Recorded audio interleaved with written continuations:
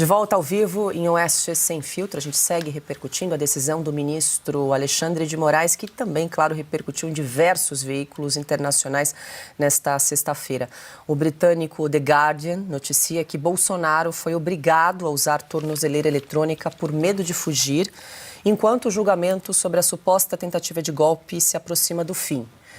Assim como The Guardian, o americano Washington Post também noticia que o ex-presidente foi obrigado a usar tornozeleira eletrônica. O New York Times destaca que Bolsonaro foi obrigado a usar tornozeleira eletrônica, o que agrava a rivalidade entre Brasil e Trump. O jornal espanhol El País noticia que a justiça brasileira impõe tornozeleira eletrônica a Bolsonaro devido ao risco de fuga. A CNN Internacional relata que a polícia brasileira invadiu a casa do ex-presidente e colocou tornozeleira eletrônica, citando preocupação com o risco de fuga durante o julgamento. Ana, a gente traz aqui uma repercussão de alguns jornais, claro, trazendo essa notícia da operação da Polícia Federal na manhã de hoje, todos focando aí nessa questão do risco de fuga. Mas, de novo, a gente estava aqui, inclusive, comentando na hora do intervalo que na decisão do ministro Alexandre de Moraes, a decisão ali de 47 páginas, repleta ali de prints e publicações nas redes sociais, não há um detalhamento criterioso de possibilidade ou risco de fuga por parte do ex-presidente Jair Bolsonaro. E queria voltar no ponto que o Alexandre tocou no bloco anterior sobre o silêncio de Donald Trump nesta sexta-feira. Ele que vinha falando recorrentemente o nome de Jair Bolsonaro. Ontem, inclusive, divulgou aquela carta, né, em apoio ao ex-presidente e hoje, por enquanto, está só acompanhando. Como é que está isso, Ana?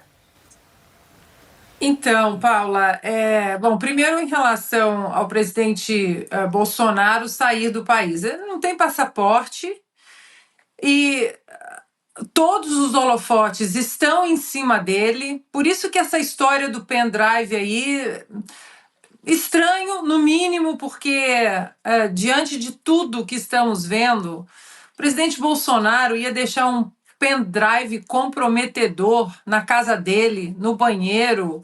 É muito estranho isso, precisa ser investigado, porque nós estamos diante de um regime, e eu uso essa palavra, que coloca inserções fraudulentas, né? Isso ainda está em investigação, mas esse regime que nós estamos sendo submetidos no Brasil usou documentos fraudulentos do Felipe Martins, que não existe, com o número de passaporte que foi cancelado.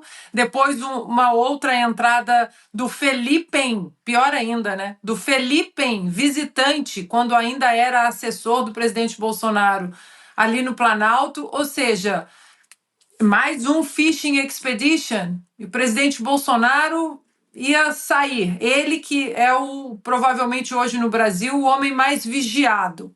Ele ia fugir do país. Ou seja, essa história está muito estranha.